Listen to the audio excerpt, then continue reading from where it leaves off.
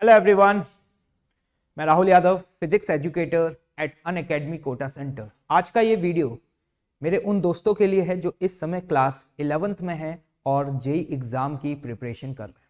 मैं जानता हूं कि आप किसी भी इंस्टीट्यूट में होंगे, लगभग मोर देन 70 to 75% आपका सिलेबस कंप्लीट हो चुका होगा। इवन कुछ इंस्टीट्यूट में तो लगभग 100% syllabus of class 11th complete हो चुका है और अब कुछ टाइम इंटरवल के बाद आप लोग क्लास 12th में एंटर करने वाले हैं और आपके जहन में एक सबसे बड़ा सवाल जो इस समय चल रहा है, सबको सच बोलना है, आप यही सोच रहे हैं ना कि आपकी क्लास 11th बर्बाद हो गई है। आपको ऐसा लग रहा है ना कि कुछ समय बाद अब 12th स्टार्ट हो जाएगी, लेकिन मेरा तो अभी तक 30 to 40% भी सिलेबस बहुत अच्छे से कवर अप नहीं हुआ है। बोलो ऐसा है क्या? और एक बात और बताना, तुम्हें यह भी लग रहा है ना, जिस एनर्जी के साथ और जितना फोकस होकर के तुमने अप्रैल या मई में इस एग्जाम की प्रिपरेशन स्टार्ट करी थी, आज वो एनर्जी लो हो चुकी है और आप ऐसा फील कर रहे हैं जैसे कि आप अपने गोल से डेविएट हो गए। और कुछ लोगों को तो ऐसा भी लग रहा होगा कि शायद अब एक अच्छी रैंक से जेईई एग्जाम क्रैक करना उनका सिर्फ और सिर्फ एक सपना रह गया। अगर आप ऐसा कुछ भी फील कर रहे हैं तो मैं आपको बता दूं कि ये वीडियो आपको अंत तक देखना चाहिए। This video is specially for those students जो इस समय थोड़ा सा नेगेटिव साइड में हैं और काफी ज्यादा कंफ्यूज्ड भी हैं, क्योंकि उन्हें पता है कि कुछ समय बाद उनकी 12th स्टार्ट होने वाली है, अर्ली बैचेस स्टार्ट होने वाले हैं और अब वो यहां पर ये नहीं समझ पा रहे कि उन्हें 12th अभी जनवरी में स्टार्ट करनी चाहिए या कुछ समय का पॉज लेना चाहिए। क्योंकि कुछ लोगों के जहन में यह भी चल रहा होगा कि एक काम करते हैं, हम यहां पर 3 से 4 महीने का पॉज लेते हैं और फिर हम 12th को अप्रैल या मई में स्टार्ट करेंगे। इस तरीके के अगर आपके कंफ्यूजन चल रहे हैं तो देखिए, मैं आज इस वीडियो में आपके सभी कंफ्यूजन एकदम क्लियर करने वाला। सबसे पहले तो मैं आपको यह बता दूं कि 11th क्लास में ऐसे कौन कौन से टॉपिक्स हैं जो आपको बहुत बेहतर तरीके से आने चाहिए अगर आप 12th क्लास के सिलेबस को कवर करना चाहते हैं। देखिए, आप जानते हैं कि 11th क्लास का जो सिलेबस है उसमें physics about more than 150 lectures होते हैं। अब आपके पास इतना समय तो बचा नहीं है कि आप उन 150 लेक्चर को बैठ करके एक साथ देख पाओगे। तो मुद्दा यह है, क्या हमें सारे टॉपिक्स आना जरूरी है? क्या हमें सारे चैप्टर्स के हर एक कॉन्सेप्ट टिप्स पे होना जरूरी है? तो मैं बता दूं, नहीं, ऐसा नहीं है। मैं यहां पर आपको हर चैप्टर्स में वो टॉपिक्स बताने जा रहा हूं कि अगर वो टॉपिक्स आपने स्पेसिफिक कवर कर लिए तो आपको 12th में कहीं भी प्रॉब्लम नहीं आएगी और आपका 12th बहुत स्मूथली चलता जाएगा और बीच बीच में जब भी आपको समय मिलेगा तो आप 11th को भी धीरे धीरे कवर कर सकते हैं। तो देखिएगा यहां पर, जैसा कि आप देख पा रहे हैं, things to know before class 11th in physics. जैसे कि मैं स्टार्ट करता हूं वेक्टर से। क्या वेक्टर में सब कुछ आना जरूरी है? नहीं। आपको वेक्टर में सबसे ज्यादा जरूरत पता है किसकी पड़ती है? वेक्टर में सबसे ज्यादा जरूरत पड़ेगी आपको कंपोनेंट्स ऑफ वेक्टर। वेक्टर्स के कंपोनेंट करते हैं ना, आई कैप, जे कैप, के कैप, वो सब आपको करना आना चाहिए। दूसरा, डॉट प्रोडक्ट, सभी जानते होंगे, A vector dot B vector is equal to A B cos theta, ये काफी ज्यादा यूज होगा। और इसके अलावा क्रॉस प्रोडक्ट। मतलब अगर आपने सिर्फ ये 3 आर्टिकल्स को वेक्टर्स में कवर कर लिया तो 12th में कहीं भी वेक्टर से रिलेटेड आपको कोई इश्यू नहीं आएगा। अब बात करते हैं काइनेमेटिक्स। मुझे पता है कि 11th क्लास के स्टूडेंट्स के लिए काइनेमेटिक्स काफी चैलेंजिंग चैप्टर रहता है और सबसे ज्यादा प्रॉब्लम उन्हें इसी चैप्टर में आती है। क्या हमें सब कुछ आना जरूरी है? क्या हमें प्रोजेक्टाइल ऑन इंक्लाइन प्लेन आना जरूरी है? क्या हमें रेनमैन प्रॉब्लम्स आना जरूरी है? क्या हमें रिवर वोट प्रॉब्लम्स आना जरूरी है? तो मैं बता दूं, no, there is no need of it. Class 12th में उन सब चीजों की ज्यादा जरूरत नहीं पड़ती।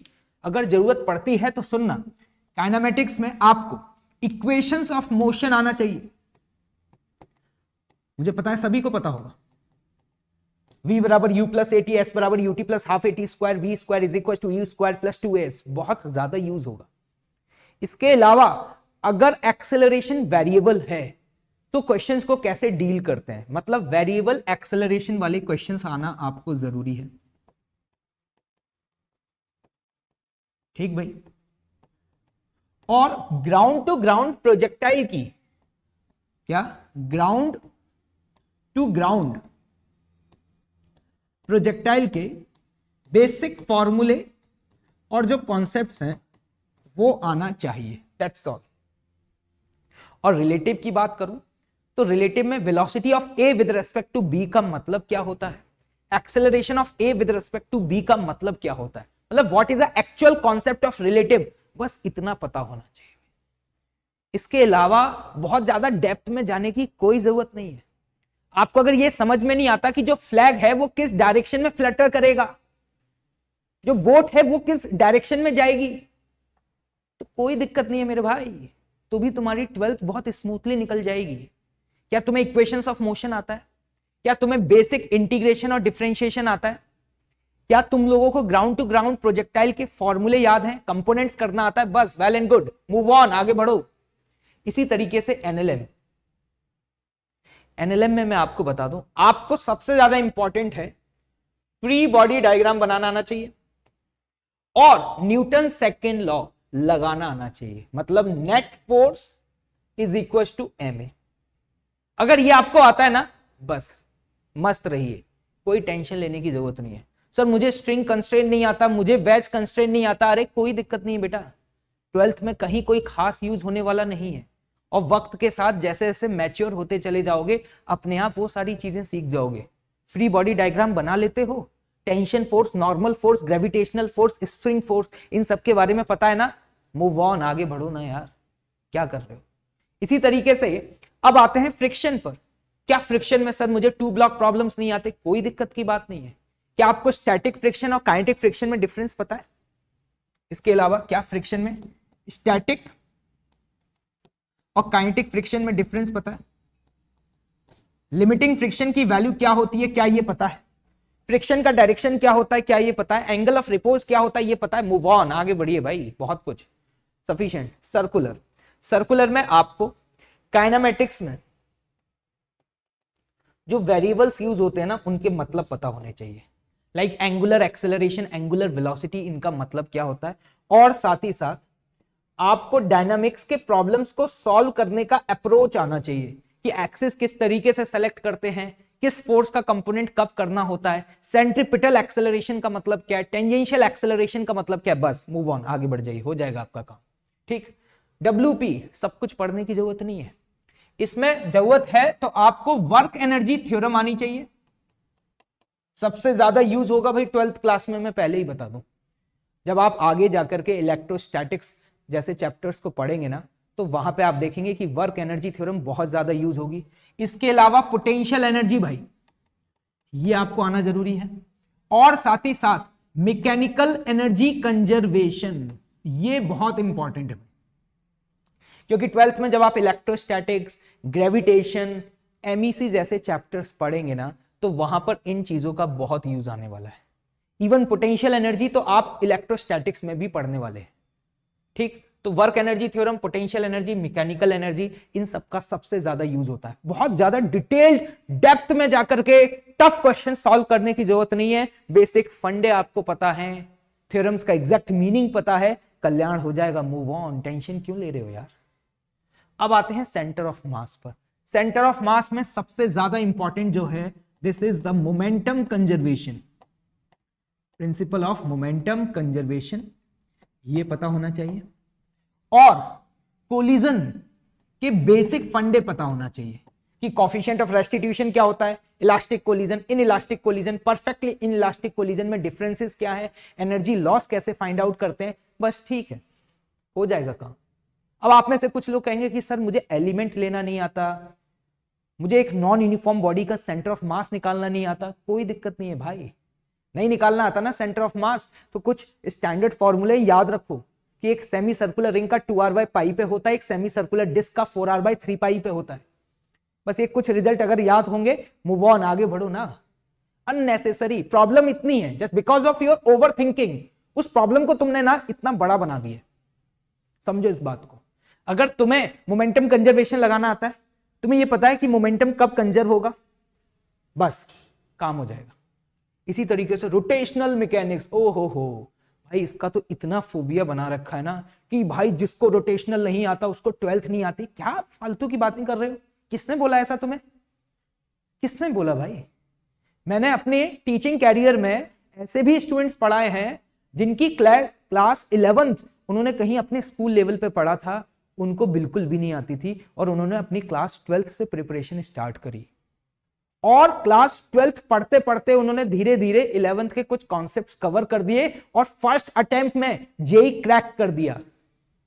ऐसा एक एग्जाम्पल नहीं है, कई सारे एग्जाम्पल्स हैं जिसमें 12th में जाकर के प्रिपरेशन स्टार्ट करने के बाद बहुत अच्छी रैंक से सेलेक्ट हुए। मुद्दा यह होता है कि आपके अंदर विश्वास होना चाहिए, आपके अंदर मेहनत करने की आदत होनी चाहिए। रोटेशनल मैकेनिक्स में सिंपल सी बात आपको बता देता हूं, आपको बेसिक एमओआई कैलकुलेशन पता होना चाहिए, टॉर्क बराबर आई अल्फा लगाना आना चाहिए, ये सबसे ज्यादा यूज होगा। और एक और चीज जो यूज होगी वो होगी बेटा पता है क्या? Angular momentum conservation. Angular momentum conservation, बस इतना आता है ना, काम हो जाएगा। सर मुझे इंस्टेंटेनियस एक्सिस ऑफ रोटेशन नहीं पता। ओ हो, अगर सर बॉडी सीआरटीएम कर रही हो और बॉडी पे हम फोर्स लगा दें, रोलिंग की कंडीशन नहीं पता, कोई दिक्कत नहीं है भाई। अगर 100 सवाल करोगे तो एक आध जगह कहीं यूज आएगा 12th में।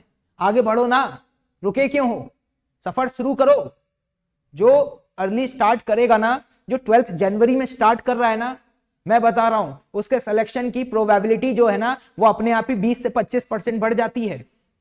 आप इस बात को समझो, क्योंकि जो 12th अभी स्टार्ट करेगा उसे जनवरी के बाद भी तो ब्रेक मिलेगा ना, उसमें कवर कर लेगा।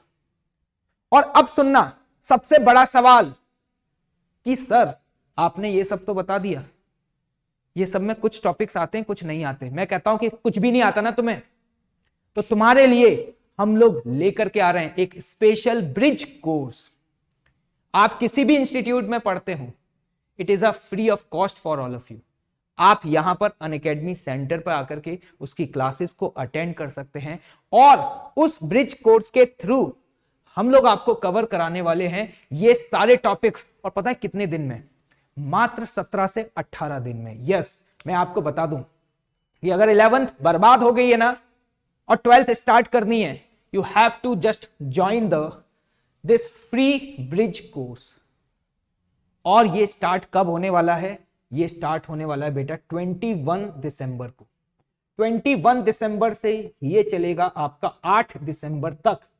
और मैंने यहां पर ये जितने भी टॉपिक्स लिखे हैं इन सभी टॉपिक्स को आपको डिटेल्ड में पढ़ाया जाएगा, क्वेश्चंस प्रैक्टिस कराई जाएगी और आपको इस कोर्स का नाम समझ भी आ रहा होगा, ब्रिज कोर्स। ब्रिज का मतलब है that will connect your class 11th to class 12th। Tension मत लो, हम लोग यहां हैं, बस आपके अंदर चाह होनी चाहिए। राह तो हम आपको प्रोवाइड करेंगे और वो राह, वो रास्ता आपको ये प्रोवाइड करेगा ब्रिज कोर्स। और मैं आपको बता दूं कि ये जो ब्रिज कोर्स है ये स्पेशली उन स्टूडेंट्स के लिए डिजाइन किया गया है जो हमारे 8th ऑफ जनवरी के 2024 के बैचेस को ज्वाइन कर रहे हैं।